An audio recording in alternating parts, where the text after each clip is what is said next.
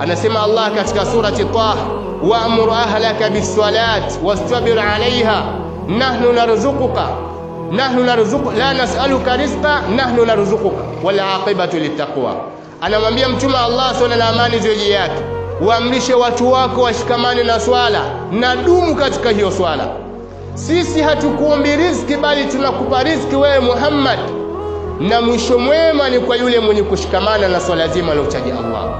Kwa maana moja ya jambo ambalo litakufanya wewe uwe karibu na Allah ni kwa kushikamana na swala 5 za faradhi.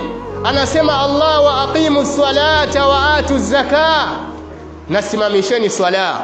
Ulama wakasema maana ya kusimamisha swala, maana yake ni kutekeleza ibada ya swala 5 kwa wakati wake na kwa nguzo zake, kwa rukuu zake, kwa masharti yake, kuhakikisha kwamba masharti ya swala, nguzo zake zinatimia.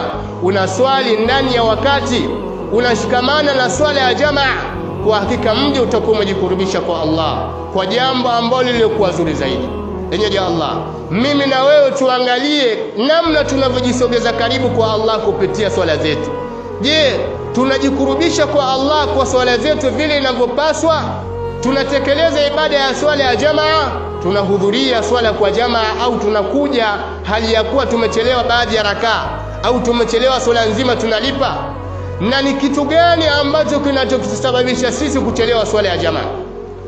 Kuna sababu gani? Kuna dharura gani ambayo inanifanya mimi na wewe tukachelewa swala ya jamaa?